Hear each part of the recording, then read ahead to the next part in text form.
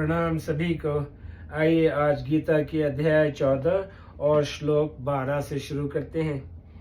संबंध बढ़े हुए रजोगुण के क्या लक्षण होते हैं, इसको आगे के श्लोक में बताते हैं। लोभ, प्रवृत्तिरारंभ, कर्मणामशम, स्पृहा, रजस्ये तानि जायन्ते विवृद्धे भरतशर्म। हे भरत वंश में श्रेष्ठ अर्जुन, रजोगुण के बढ़ने पर लोभ, प्रवृत्ति, कर्मों का आरंभ, अशांति और स्पृहा, ये वृत्तियां पैदा होती हैं। व्याख्या: लोभ, निर्वाह की चीजें पास में होने पर भी उनको अधिक बढ़ाने की इच्छा का नाम लोभ है, परंतु उन चीजों के स्वाभाविक बढ़ने का नाम लोभ नहीं है। जैसे कोई खेती करता है और अनाज ज्यादा पैदा हो गया, व्यापार करता है और मुनाफा ज्यादा हो गया, तो इस तरह पदार्थ, धन आदि के स्वाभाविक बढ़ने का नाम लोभ नहीं है। ये बढ़ना दोषी भी नहीं है। प्रवृत्ति मतलब कार्य मात्र में लग जाने का नाम प्रवृत्ति है, परंतु राग द्वेष रहित होकर कार्य में लग जाना दोषी नहीं है, क्योंकि ऐसी प्रवृत्ति तो गुणातीत महापुरुषों में भी होती है। गीता: राग पूर्वक अर्थात सुख, आराम, धन आदि की इच्छा को लेकर क्रिया में प्रवृत्त हो जाना ही दोषी है। आरंभ कर्मणाम, संसार में धनी और बड़ा कहलाने के लिए, मान, आदर, प्रशंसा आदि पाने के लिए नए नए कर्म करना, नए नए व्यापार शुरू करना, नई नई फैक्ट्रियां खोलना, नई नई दुकानें खोलना आदि कर्मों का आरंभ है। प्रवृत्ति और आरंभ, इन दोनों में अंतर है। परिस्थिति के आने पर किसी कार्य में प्रवृत्ति होती है और किसी कार्य से निवृत्ति होती है, परंतु भोग और संग्रह के उद्देश्य से नए नए कर्मों को शुरू करना आरंभ है। मनुष्य जन्म प्राप्त होने पर केवल परमात्मा तत्व की प्राप्ति का ही उद्देश्य रहे, भोग और संग्रह का उद्देश्य बिल्कुल न रहे। इसी दृष्टि से भक्ति योग और ज्ञान योग में सर्वारंभ परित्यागी पद से संपूर्ण आरंभों का त्याग करने के लिए कहा गया है। कर्म योग में कर्मों के आरंभ तो होते हैं, पर वे सभी आरंभ कामना और संकल्प से रहित होते हैं।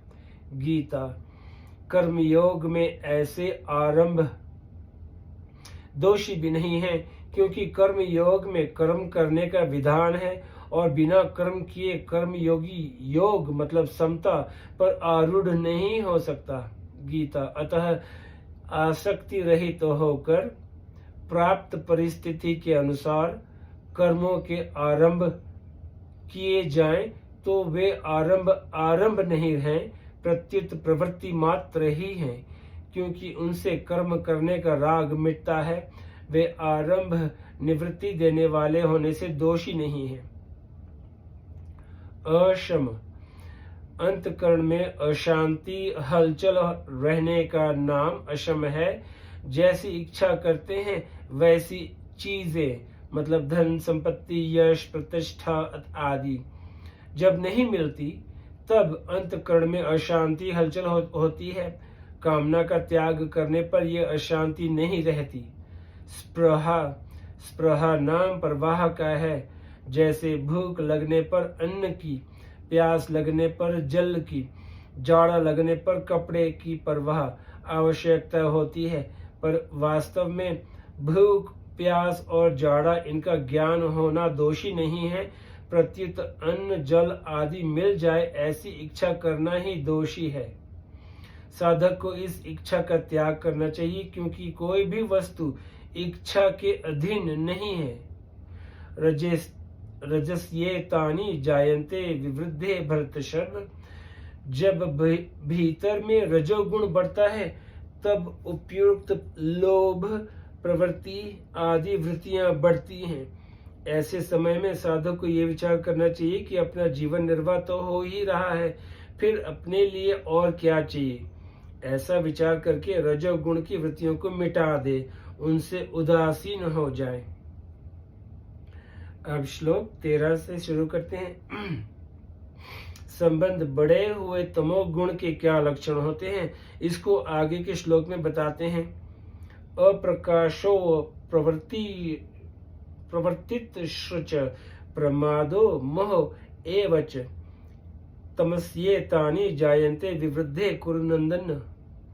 हे कुरुनंदन, तमोगुण के बढ़ने पर अप्रकाश, अप्रवृत्ति, प्रमाद और मोह ये वृत्तियां भी पैदा होती हैं। व्याख्या: अप्रकाश सत्व गुण की प्रकाश वृत्ति को दबाकर जब तमोगुण बढ़ जाता है तब इंद्रियां और अंतःकरण में स्वच्छता नहीं रहती। इंद्रियां और अंतःकरण में जो समझने की शक्ति है वह तमोगुण के बढ़ने पर लुप्त हो जाती है, अर्थात पहली बात तो याद रहती नहीं और नया विवेक पैदा होता नहीं। इस वृत्ति को यहाँ अप्रकाश कहकर इसका सत्व गुण की वृत्ति प्रकाश के साथ विरोध बताया गया है।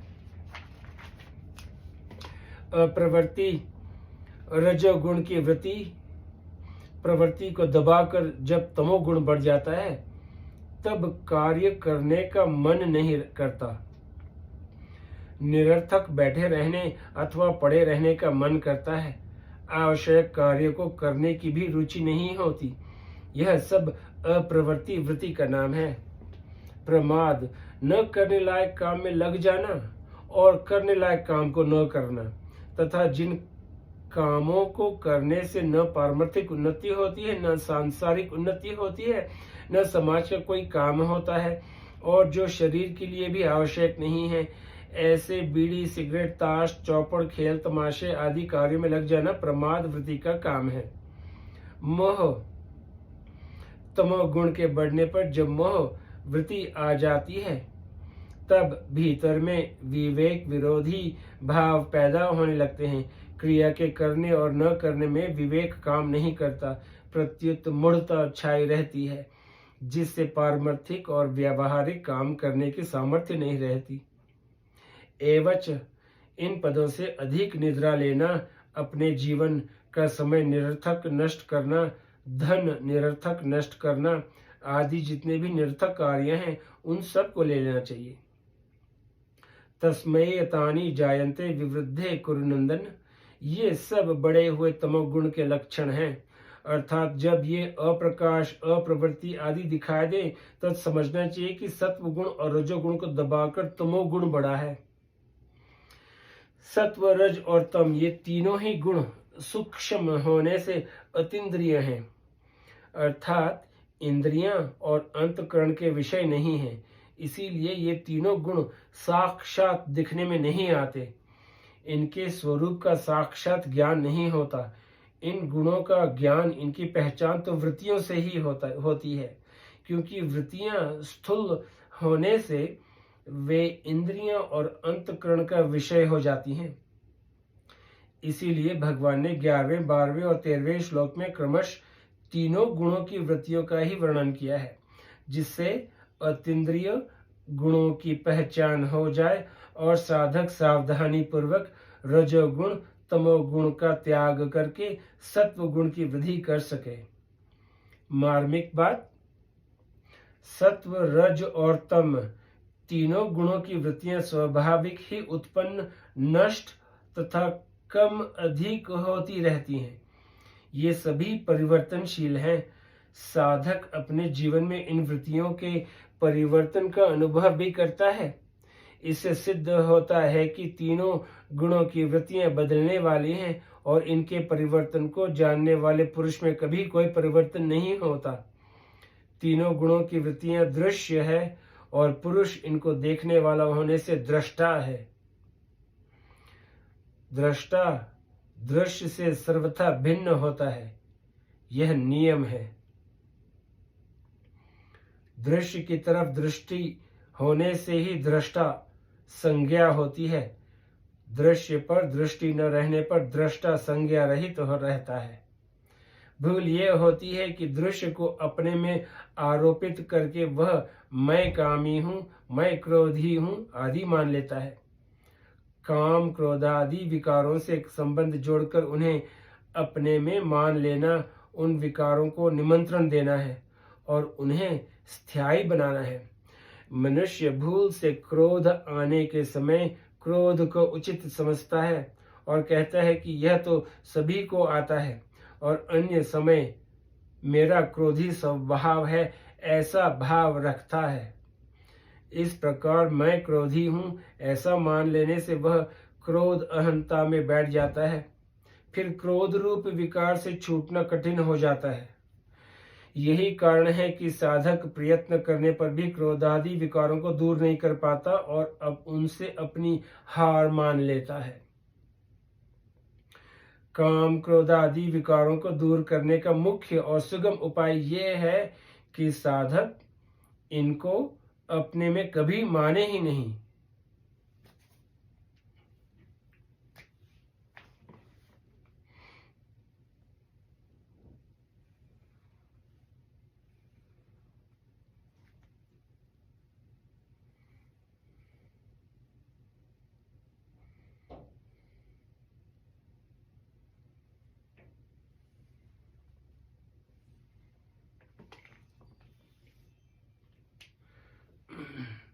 वास्तव में विकार निरंतर नहीं रहते, प्रत्युत विकार रहित अवस्था निरंतर रहती है। कारण कि विकार तो आते जाते हैं और पर स्वयं निरंतर निर्विकार रहता है। क्रोधादि विकार भी अपने में नहीं, प्रत्युत मन बुद्धि में आते हैं, परंतु साधक मन बुद्धि से मिलकर उन विकारों को भूल से अपने में मान लेता है। अगर वह उन विकारों को अपने में न माने तो उनसे माना हुआ संबंध मिट जाता है। फिर विकारों को दूर करना नहीं पड़ता, प्रत्युत वे अपने आप दूर हो जाते हैं। जैसे क्रोध के आने पर साधक ऐसा विचार करे कि मैं तो वही हूँ, मैं आने जाने वाले क्रोध से कभी मिल सकता ही नहीं। ऐसा विचार दृढ़ होने पर क्रोध का वेग कम हो जाएगा और वह पहले की अपेक्षा कम बार आएगा। फिर अंत में वह सर्वथा दूर हो जाएगा। भगवान पूर्वोक्त 3 श्लोकों में क्रमश सत्व गुण, रजोगुण और तमोगुण की वृद्धि के लक्षणों का वर्णन करके साधक को सावधान करते हैं कि गुणों के साथ अपना संबंध मानने से ही गुणों में होने वाली वृत्तियां उसको अपने में प्रतीत होती हैं। वास्तव में साधक का इनके साथ कृष्ण मात्र भी संबंध नहीं है। एवं गुणों की वृत्तियां प्रकृति का कार्य होने से परिवर्तनशील है और स्वयं पुरुष परमात्मा का अंश होने से अपरिवर्तनशील है। प्रकृति और पुरुष दोनों विजातीय हैं। बदलने वाले के साथ न बदलने वाले का एकात्म भाव हो ही कैसे सकता है। इस वास्तविकता की तरफ दृष्टि रखने से तमोगुण और रजोगुण दब जाते हैं तथा साधक में सत्व गुण की वृद्धि स्वतः हो जाती है। सत्व गुण में भोग बुद्धि होने से अर्थात उससे होने वाले सुख में राग होने से यह सत्व गुण भी गुणातीत होने में बाधा उत्पन्न कर देता है। अतः साधक को सत्व गुण से उत्पन्न सुख का भी उपभोग नहीं करना चाहिए। सात्विक सुख का उपभोग करना रजोगुण का अंश है। सात्विक सुख का उपभोग करना रजोगुण का अंश है। रजोगुण में राग बढ़ने पर राग में बाधा देने वाले के प्रति क्रोध पैदा होकर सम्मोह हो जाता है और राग के अनुसार पदार्थ मिलने पर लोभ पैदा होकर सम्मोह हो जाता है। इस प्रकार सम्मोह पैदा होने से वह रजोगुण से तमोगुण में चला जाता है और उसका पतन हो जाता है। गीता। आज यहीं पे समाप्त करता हूँ, फिर कल श्लोक 14 से शुरू करेंगे। शुक्रिया, नमस्ते।